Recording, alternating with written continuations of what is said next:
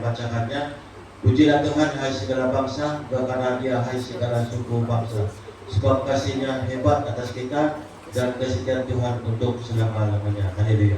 Kita akan mengangkat pujian sebelum kita masuk di dalam doa pembukaan kita.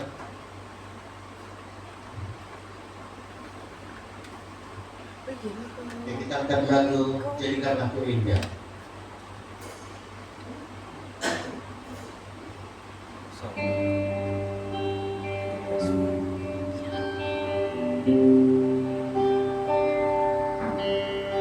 Terima kasih sampai baik. Adakah?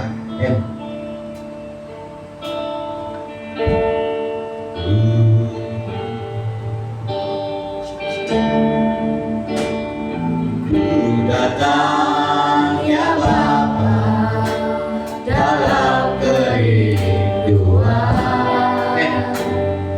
memandang keindahan-Mu. Kasih Bapak Roy.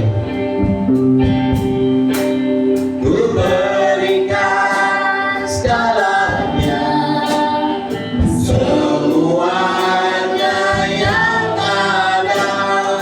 Ku ingin menyenangkan hati-Mu, oh Tuhan. Jadikan aku indah yang kepadamu lihat seluruh karya-Mu di dalam hidupku. Ajarku berharap hanya kepadamu, dan setia kepadamu, Tuhan.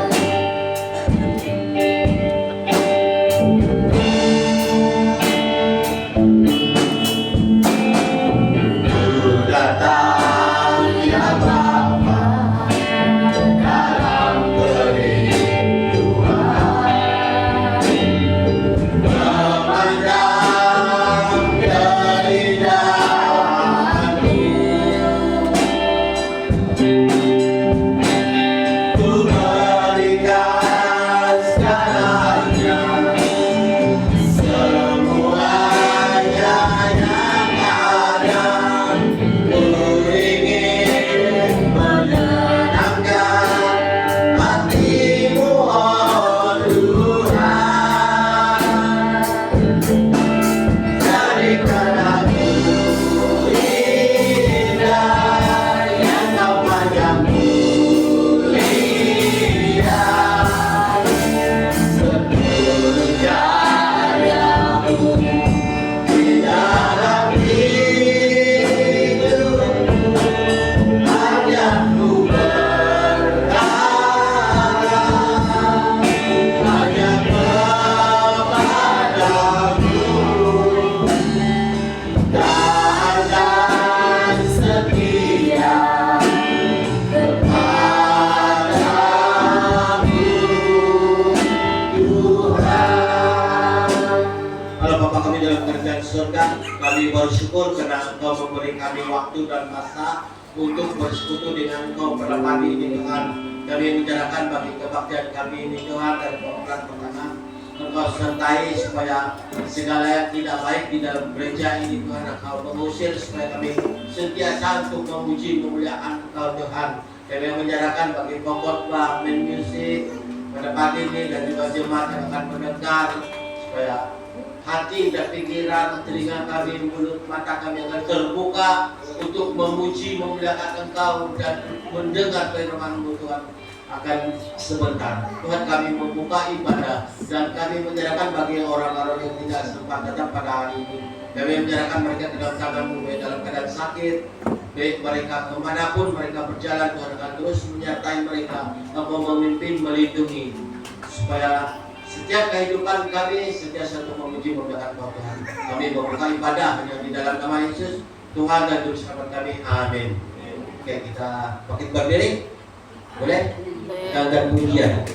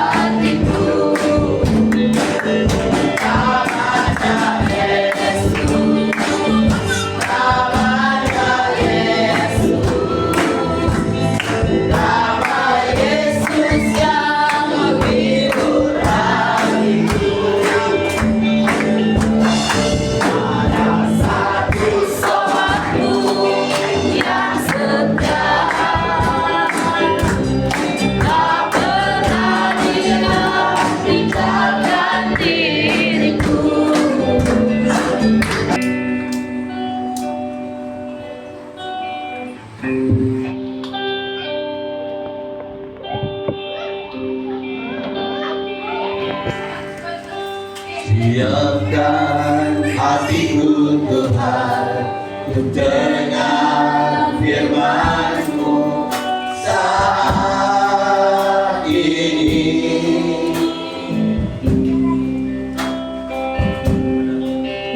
Ku sujud menyembah-Mu Tuhan dalam hadirat-Mu saat ini.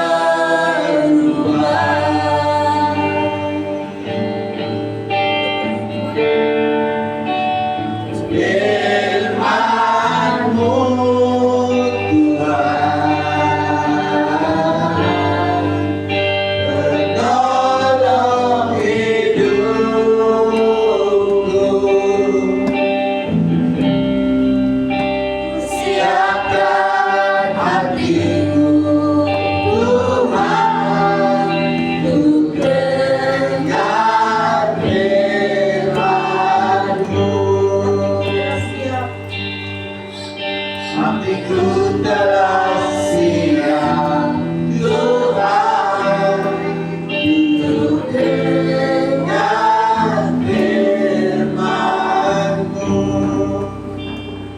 Bapa kami yang di surga, saat ini Tuhan, kami mau mempersiapkan hati kami untuk mendengar sabda firman-Mu pada pagi ini.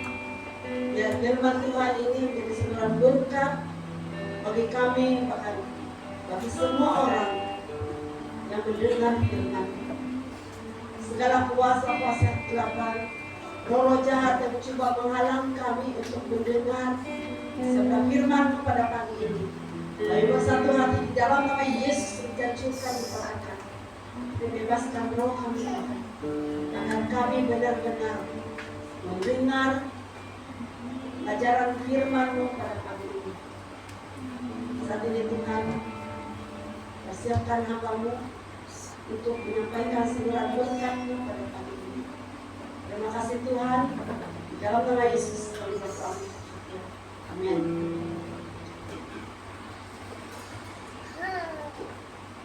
Terima kasih kepada pujian kita pengharapan untuk menerima suatu bagian yang tidak alam. Kalau kita melihat di dalam teks ini, yaitu bertajuk tentang pengharapan iman dan kasih. Dalam hal pertama ini yaitu kita belajar tentang pengharapan. Apa yang dikatakan dalam ayat yang ketiga itu, dia berkata, sehingga ayat yang keempat, melalui kebangkitan Yesus Kristus memperoleh hidup yang penuh pengharapan, menerima bagian yang tidak dapat binasa.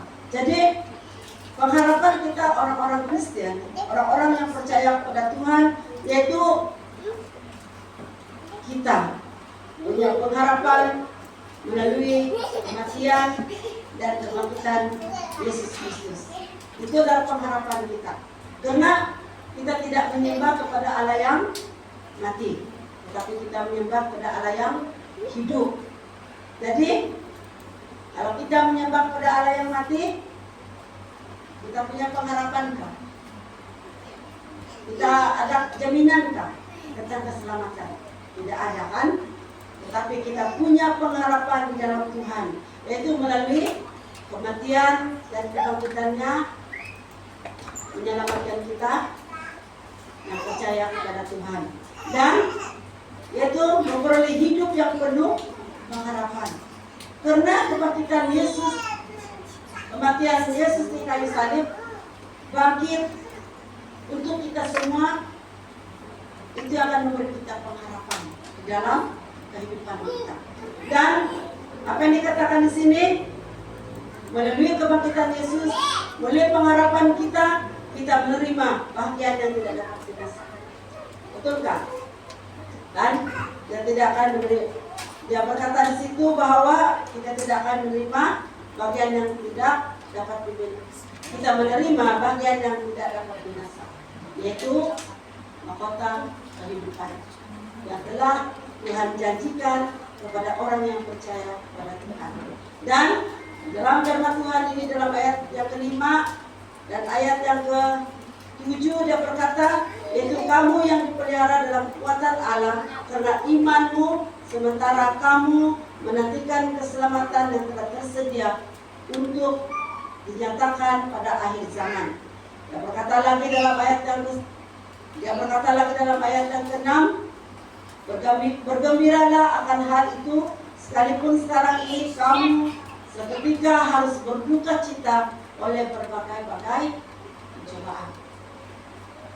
Jadi orang Kristen bukan senang, ikut Tuhan bukan senang, karena kita harus melalui berbagai cabaran, cobaan di dalam iman kita. Kalau kita tidak kuat, kita akan jatuh. Tapi kalau kita kuat, kita akan bersama-sama dengan Bapa di surga. Oleh sebab itu dia berkata dalam firman Tuhan ini, yang mendukacitakan kita adalah setiap penderitaan yang kita alami di dalam kehidupan kita. Tapi kalau dibandingkan dengan penderitaan yang Tuhan Yesus lakukan, mana yang paling berat? Mana yang paling berat? Penderitaan kita kah atau penderitaan Yesus? Tuhan Yesus. Penderitaan Tuhan Yesus. Kita lihat, kalau kita lihat sejak videonya, kita sudah sakit hati. Tetapi kalau dibandingkan dengan penderitaan kita mulai meninggalkan Tuhan, kan? Kenapa? Beban saya paling berat, cabaran saya paling berat, percobaan saya paling berat. Tapi pernahkah kita berpikir Tuhan Yesus lebih berat penderitaannya daripada kita? Tetapi Tuhan Yesus menanggung dosa kita, walaupun dia tidak pernah berbuat dosa. Kenapa Yesus dihukum? Karena siapa? Karena dia berdosa kah? Karena siapa? Karena kita yang berdosa. Dia ingin menyelamatkan kita. Dia tidak mau membiarkan anak-anaknya jatuh ke dalam pencobaan. Tetapi dia tetap memegang kita, memberi pengharapan kepada kita. Jadi kita harus imani itu dalam kehidupan kita. Dia berkata dalam hal yang kedua, yaitu mengenai hal iman.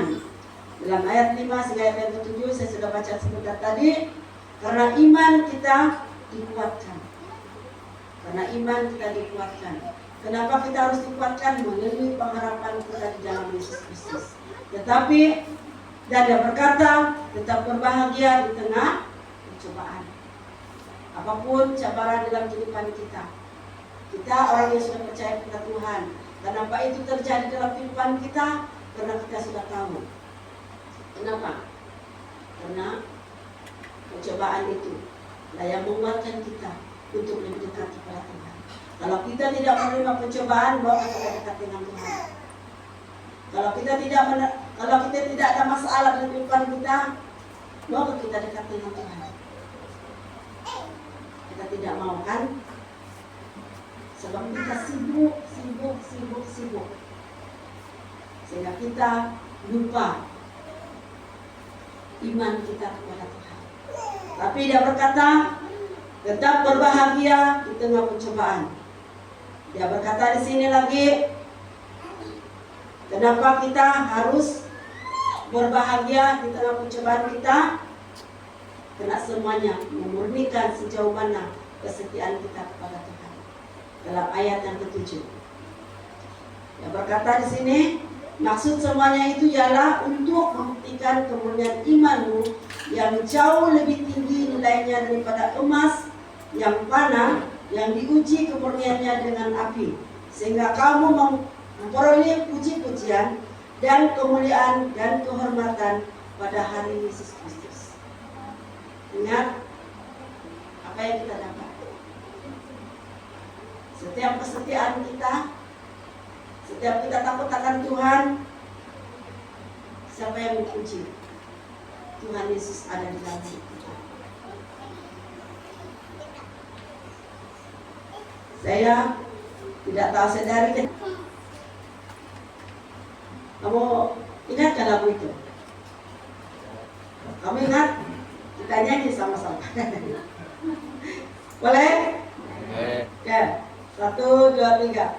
Hidup ya hidup sementara, tiada tentu selamanya. Apa dunia dicarinya, apa dunia yang panas, dan merahnya sertamu yang mulia di matamu, tetapi sekaliannya harta kota kekal selamanya. Apa dikatakan dengan Tuhan itu? Harta dunia itu adalah harta yang fana, tidak kekal. Oleh sebab itu, melalui peranian kita, iman kita dimurnikan. Kan? Kalau emas itu kamu nampak, kalau kamu kasih sambung kamu punya emas, apa yang tukang emas itu buat? Dia bakar kan? Cara dia sambung itu emas, dia bakar kan? Kenapa dia harus bakar?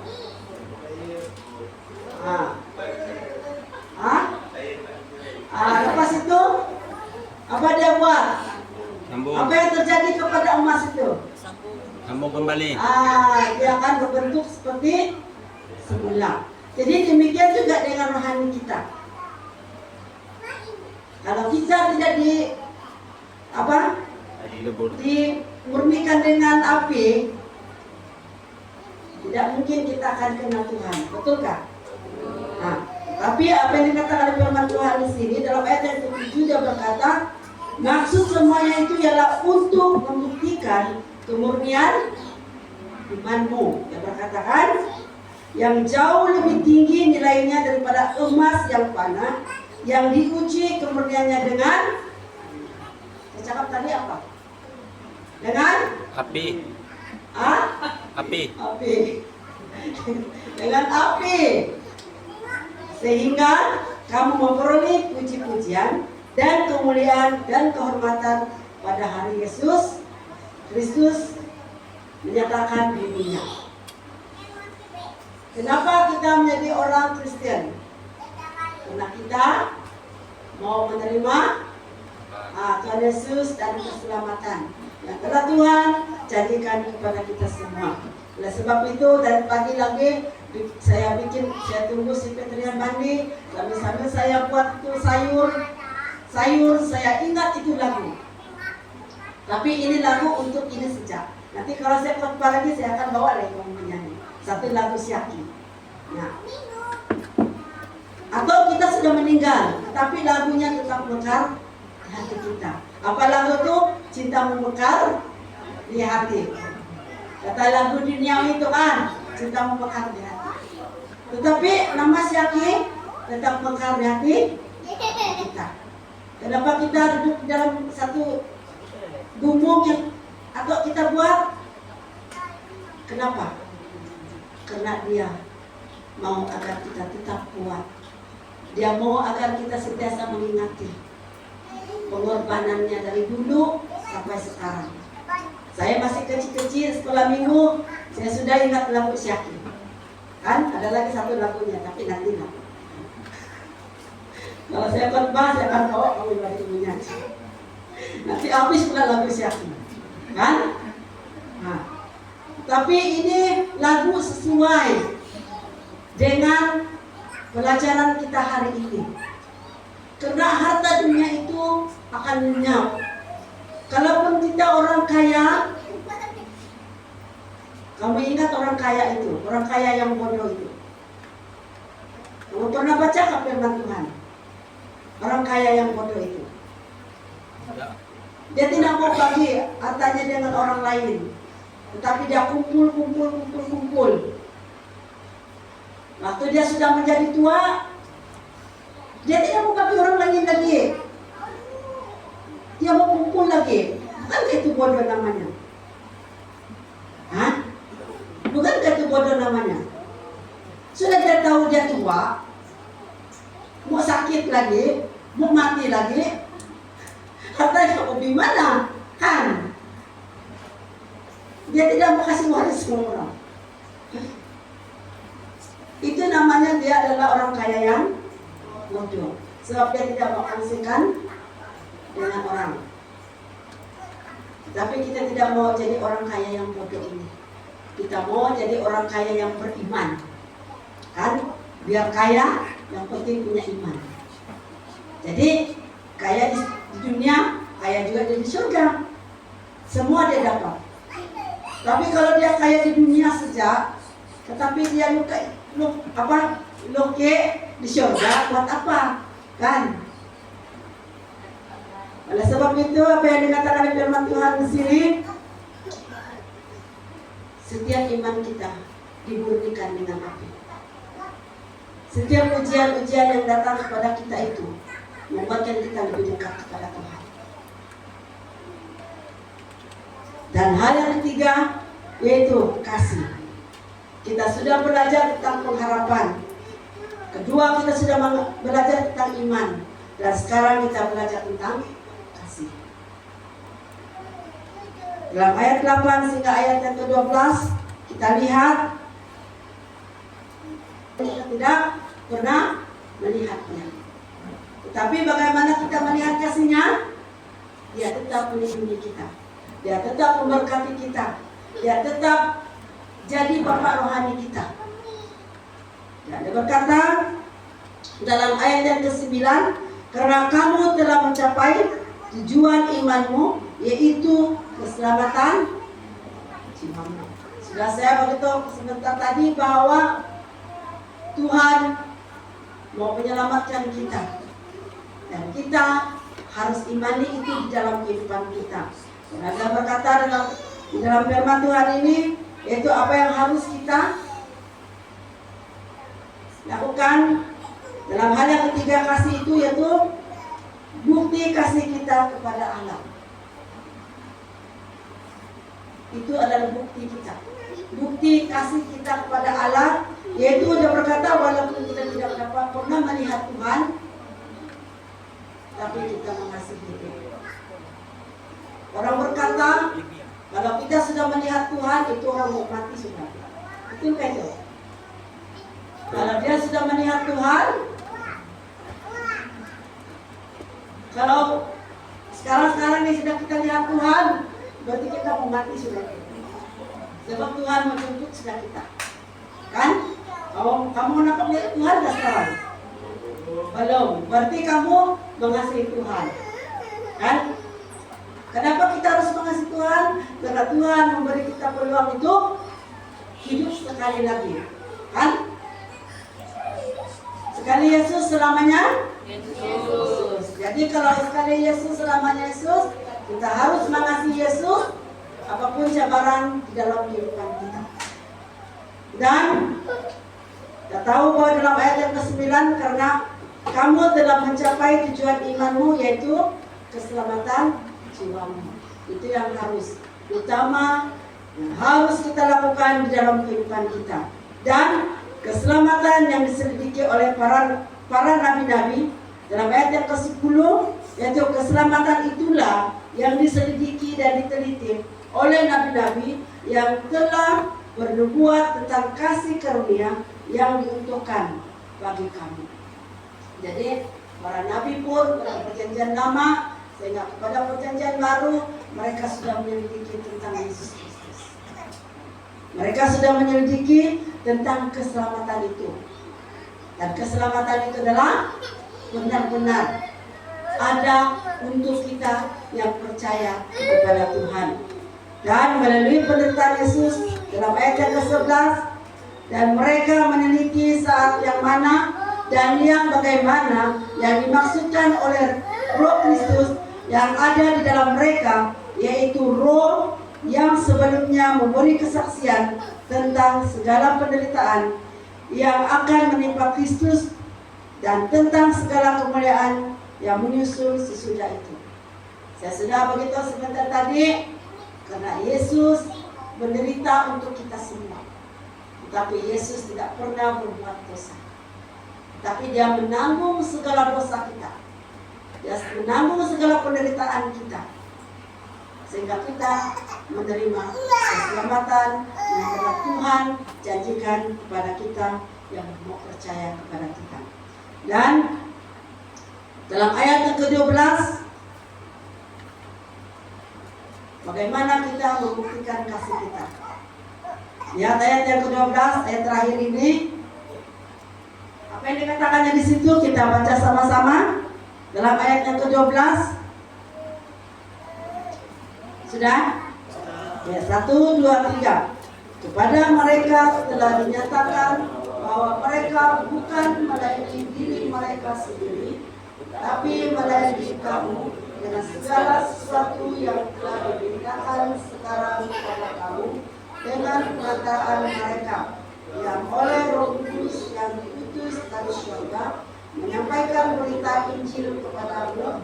Itu hal-hal yang ingin diketahui oleh malaikat-malaikat Tuhan. Jadi siapakah yang dimaksudkan oleh firman Tuhan ini? Siapakah orang-orang yang diutus oleh Allah dari surga? Siapa? Hah? Siapa? Roh Kudus, para malaikat, dan siapa lagi? Hah? Kita punya tanggung jawab. Betul? Kita punya tanggung jawab. Yesus sudah menyelamatkan kita. Tanggung jawab kita memberitakan Injil untuk memberitakan keselamatan kepada semua orang. Jadi bukan saja kita mendengar, tapi kita harus melakukannya di dalam kehidupan kita. Jadi kesimpulan firman Tuhan kita pada pagi ini, ingat, kita melayani bukan untuk diri kita sendiri, tapi kita melayani untuk semua orang. Dan kesimpulannya, menjadi anak-anak Tuhan tidak mudah, namun melalui proses hidup kita akan berbangga karena kita memiliki Tuhan yang hidup dalam hidup kita selama-lamanya. Kita berbangga, kita punya Tuhan yang baik. Kita berbangga karena kita memiliki hidup yang telah Tuhan janjikan kepada kita. Dan kita memiliki hidup untuk selama-lamanya di dalam kehidupan kita sampai akhir nafas kita. Dan ajakan firman Tuhan kita pada pagi ini, marilah kita memiliki pengharapan, memiliki iman dan kasih agar hidup kita lebih sempurna di dalam Tuhan. Mari kita bangkit berdiri, mari kita berdoa bersama-sama, dan saya akan mengaminkan doa kita. Dalam nama Yesus kami berdoa mengucap syukur. Amin. Silakan duduk. Terima kasih atas perhatian kita semua. Tuhan memberkati. Dan saya kembalikan kepada pemimpin. Adalah kesempatan hidup ini untuk melayani Tuhan. Jangan sia-siakan waktu yang Tuhan beri. Hidup ini hanya sebentar.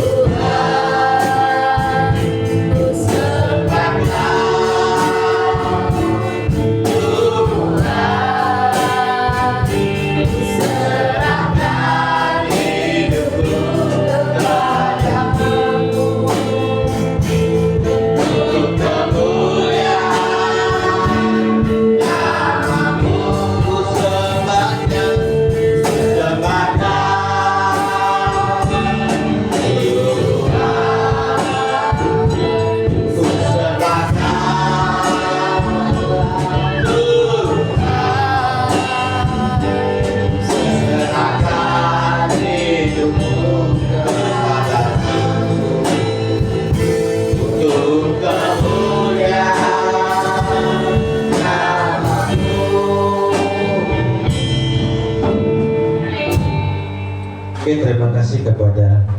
Nah, silakan duduk. Mereka dan setiap usaha mereka Tuhan Yesus. Tuhan kami gunakan setiap seluruh kehidupan kami pada saat ini.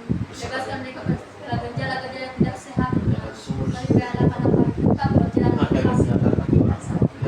Bapak berdoa juga bagi mereka yang sakit, Roh Kudus menyertai kami semua mulai saat sampai selama-lamanya. Dan Tuhan menyertai kami dalam perjalanan kami pulang ke rumah masing-masing. Dan Tuhan menyertai kami yang jauh mendekat. Berkendaraan dengan jalan kaki Tuhan yang paling dekat. Bapak kami diserahkan semua kami berkati berapa tugas pada pagi ini. Berkati kami yang hadir pada pagi ini. Dan bawa damai sejahtera dan daripada Engkau pada saat ini. Dan kami berserahkan semua dengan seperti ibadah kami pada pagi ini. Hanya dalam nama Yesus. Amin. Sekarang kita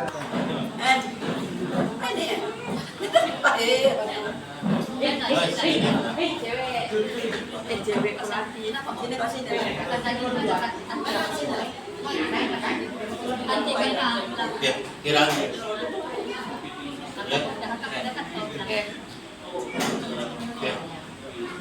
satu